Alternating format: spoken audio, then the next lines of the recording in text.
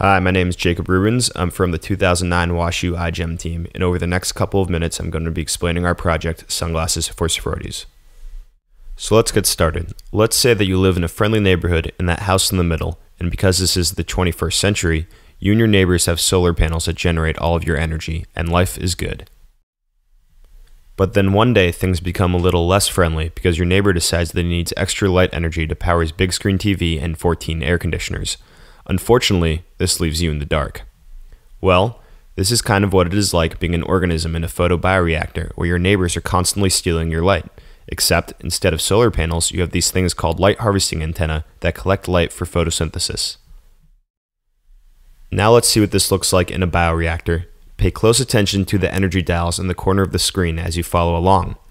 This first example with lots of light harvesting antennae, as indicated by the dark purple color, is analogous to your greedy neighbor. The organisms in this bioreactor are only able to convert absorbed light to energy up to a certain threshold point, beyond which they waste absorbed light as heat or fluorescence.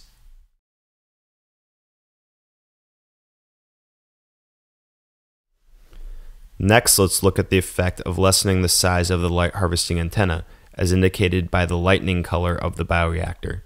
In this case, excess light beyond the threshold of the bioreactor is allowed to pass through the culture without being absorbed and no energy is wasted. If an array of bioreactors are lined up in series, this excess light can be captured by subsequent bioreactors and converted to biomass. Notice how the arrows that pass through the first bioreactor are captured as energy by the ones behind it. Our synthetic regulation system of the light harvesting antenna was designed to create this effect in a series of bioreactors. Conversely, the wild-type species would not exhibit this same effect. The first bioreactor overabsorbs and wastes light, starving the bioreactors behind it for energy and resulting in less than optimal energy production.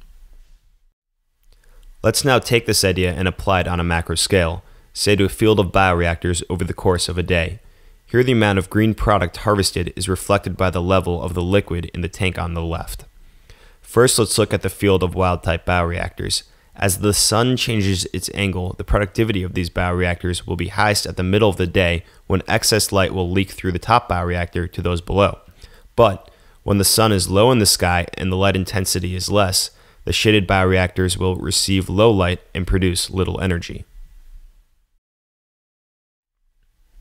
In comparison, the mutant should be able to deal with the intensity of the sun at different times of the day quite well due to the fact that it does not absorb light beyond its saturation point. As a result, a field of bioreactors containing our mutant with a synthetically regulated light harvesting complex is able to convert more light energy to biomass per area than the wild type.